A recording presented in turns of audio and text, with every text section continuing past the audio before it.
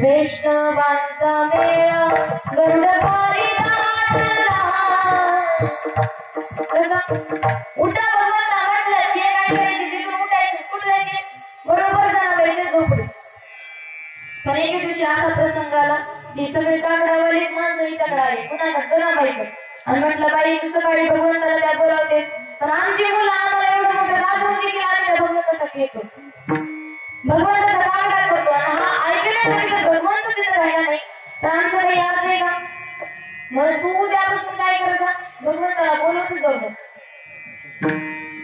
महाराज आता त्यांनी जर शाण्या माणसाने जर तुम्हाला समजावून सांगितलं तर तुम्ही शांत होता की नाही. आता जनाबाईला खूप वाईट वाटलं की भगवंत उद्यापासून आपल्याकडे येणार नाही तर त्यांनी त्याला समजावून सांगितलं की तू त्यांना बोलवायचं नाही. पण दुसऱ्या दिवसाचा विचार केला विठ्ठलाला सांगितलं बाई त्यांनी काय सांगितलं विठ्ठलाला बोलू नको पण तू असं काहीतरी मला बोलस एक रूप माझं तिथं पण असावं एक रूप तुझ्यापाशी पण असावं. सांगितल्याबरोबर विचार केला दुसऱ्या दिवशी बसल्या जात्यावर बोलत होत्या मोठा श्वास घेतला आणि सोडून टाकायचा काय म्हणावं काहीच विचार. मग थोड्या वेळाने भगवंताचं नामस्मरण घेतलं आणि काय म्हटलं ये ग विठाबाई माझी पंढरीची आई.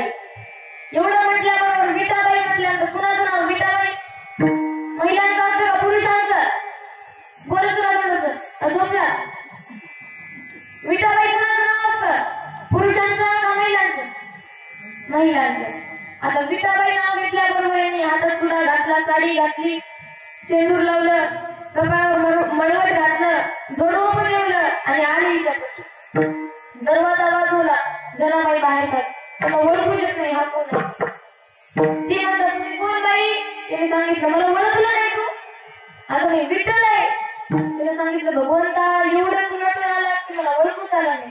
तिने सांगितलं तुला कसं काय ओळखू येऊ स्वतः पत्नीला ओळखू आलं नाही पत्नी सोबत धरून राहतो समोरून आलो पण तिला ओळखूच आलो नाही आलो होतो का भक्ती श्रेष्ठ होती महाराज. सांगायचा मुद्दा मला एवढाच आहे तुमची जर भक्ती श्रेष्ठ असली तर भगवंत तुमच्या चित्तामध्ये साठवायला वेळ लागत नाही.